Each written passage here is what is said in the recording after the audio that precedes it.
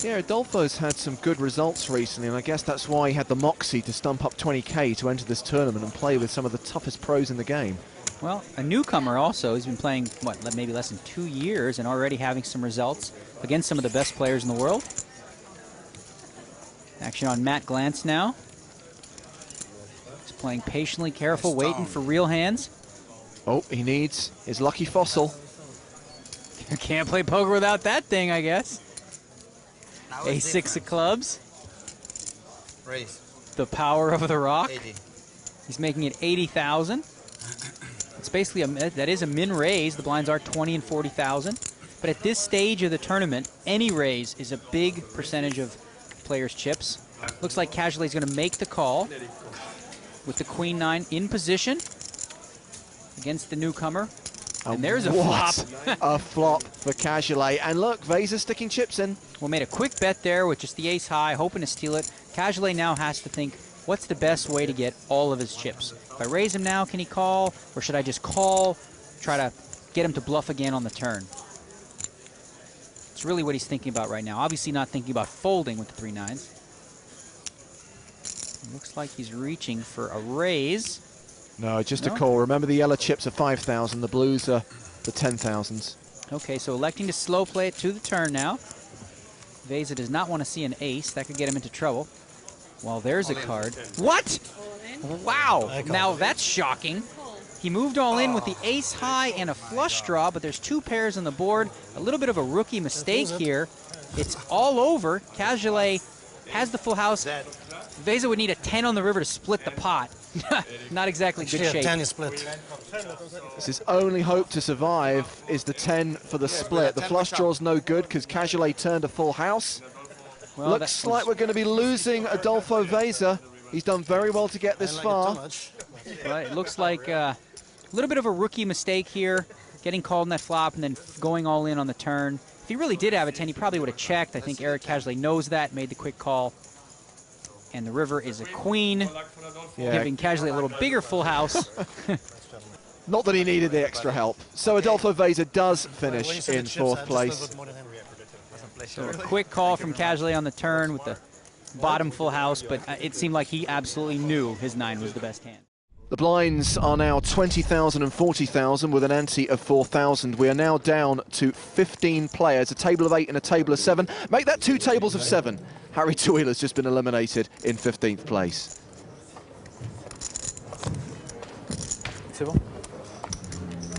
Pocket jacks for Bruno Fitoussi.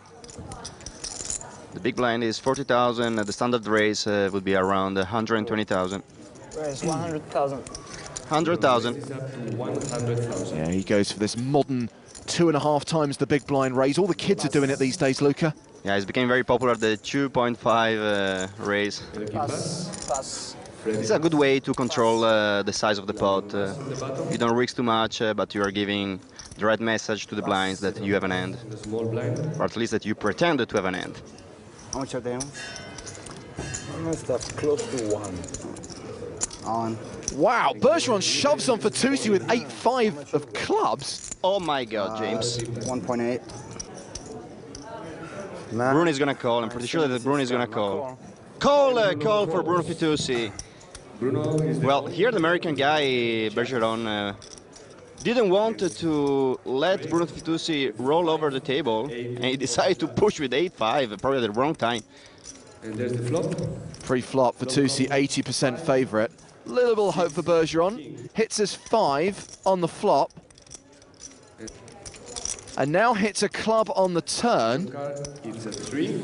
So now he can hit an 8 of 5 or a club to actually eliminate Bruno Fitoussi. Bruno's put some pretty sick beats on people today. Is he going to be on the receiving end of one himself? And let's see the river card. Yes, he is! Ouch! So unlucky river for Bruno. The club flush for Craig Bergeron. Fitoussi's jacks cracked. See there the 2 remaining tables. Everyone trying first and foremost to get to that final table, give themselves a chance to win the big first prize. Action now on Barry once again. Taking his time. He's got a little pair of 3s, 40,000 for him to call. He's reaching for the orange chips.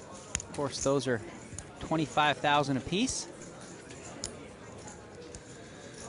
The computer scientist should be able to do this math pretty easy, I would think. There you go. 25 times 6 is what? What do you think? 25 times 6? 150. Easy. Always running to jacks. This is Aaron Gustafsson. Gustafsson coming to the table with a heavy stack of chips. He's got jacks. Got very dominated here. Wouldn't be surprised to see Gustafsson re-raise, and that's exactly what he's doing, up to 400,000. Yeah, Gustafsson has come to London from Las Vegas. It won't surprise you to hear that he is a full-time poker player. And he'll put in 16 $25,000 chips. 16 times 25. Ivo Donev nearly lost his banana as he mucks his cards. He needs that banana to bring him aces. The banana brings him aces? I'm all in. I call. You got a pair? Well, a misstep here from Barry. Didn't think too much about the hand. Moved it all in against the player who's got him covered. So Gustafsson in great position now with the jacks to eliminate Barry, and Barry shaking his head going, oops, why did I do that? He's already ready to leave. Time to take the long walk. You still have a chance. Yeah, 18% chance to be precise. A huge pot developing here, as you see, almost 3 million in chips here. Okay, so far so good for Gustafsson. No 3 on the board. No backdoor outs for Barry. He's going to have to catch a 3 to stay alive. So close. Turn is a 4. He can only catch now on the river. 2 outs in the deck for the Englishman to survive. Good game, guys. He's already got the jacket on. He's already resigned the fact that he's done. He's trying to sort of do some reverse psychology on the cards. It's not going to happen. It doesn't Sometimes work. it works. And so Michael Berry's eliminated in 15th place, and Aaron Gustafsson wins a pot with 3 million in it. So 3 players left. Paco Kallio still with the chip lead. Inazan, the new short stack. Short stack's a relative term. He's got over 60 big blinds.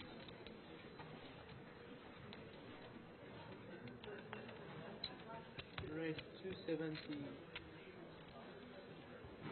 Kevin raises to 270,000. Well, Inazan is going to defend his big blinds to McPhee's button raise. Inazan, big favourite here with the Jack 10 against McPhee's 9-10. Huh, not anymore. It's nice when he flopped the nuts, isn't it? Great flop for McPhee. Obviously, he flops the nut. Could be a tricky flop for Inazan. He's shown a willingness to put in a lot of chips with sort of marginal holdings. And right now he's got top pair and a gut shot. Could be trouble. 360,000. Best by Kevin. Music to McPhee's ears. Inazan is going to raise. Twice now at this final table, McPhee has flopped the stone nuts and been raised. A direct return on his loose aggressive image. Raised to 890,000. Can McPhee afford to slow play this, though? There are 2 hearts out there. There's 2 hearts out there. Also, there are a lot of bad cards on the turn that will kill his action. A 9 or a 10 on the turn puts a 4 card straight out there and makes someone with 1 pair or 2 pair a lot more difficult to call.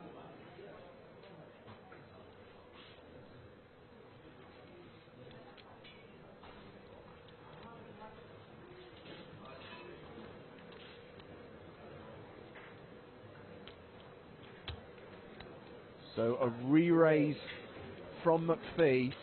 He's pumped it up to 1.7 million. 1,000. Inazan's going to raise again. Taking the 4th bet on the flop with top pair, bad kicker, and a gut shot. Mark announces a re-raise. And he's put himself in a spot where he can't fold if McPhee re-raises again. And McPhee can comfortably move all in now, knowing he's going to get called. Not very often someone 4-bets and folds the flop.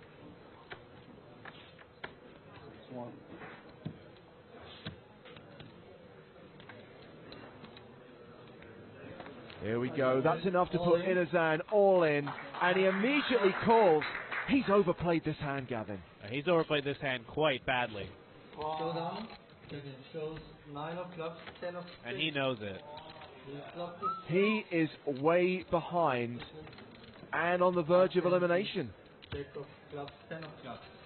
McPhee has to have 2-pair or a set or a straight draw and flush draw in order to put in that much action. There's no way top pair is any good in this situation, ever. Inazan's done. He's our third place finisher. He collects 350,000 euros, and he is going to be thinking about the way he played that hand for some time to come. Yeah.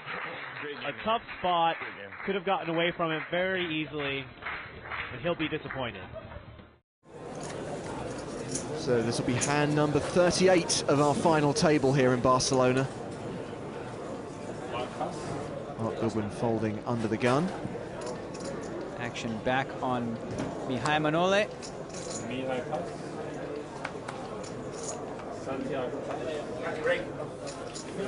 Asa Smith, he folds as well, and the aggressive Phillips is going to look down at the 10-3 offsuit on the button. So it's a blind-on-blind battle. The equally aggressive Matt Laposse with Jack-4. That's a raising hand for sure. Yeah, I don't know about that. Well, for him it is. Yeah, I don't love playing hands like this in the small blind. They're very difficult to play. And he's thrown out a raise and run into, oh boy. Oh, he's run into a monster. Yeah, he's in big trouble here. The question is, how will Oyala play it? He's got a couple options. He could just smooth call and try to slow play it. He can make a relatively small raise or try to make it look like a bluff with a big raise. Knowing what Laposse has, he's going to raise. And here's an important observation, Daniel. Oyala has not been out of line. When he's 3-bet, when he's re-raised a player, it's genuinely because he's got a big hand. well, and once again he does. Laposse should easily get away from a Jack-4 offsuit in this situation. He can fold here and have plenty of chips to play with. No need to get too frisky. Whoa! And an instant call from Laposse did not read his opponent well there. Well, that was just a little bit, you know, too aggressive with a Jack-4 offsuit. You got re-raised by a tight player. It's unlikely that he's going to throw his hand away, and there's a queen in the door. And Matt Laposse is going to stand up because he knows he's drawing very thin now. Well, if he doesn't catch lightning in a bottle, backdoor straight, he will be heading to the door.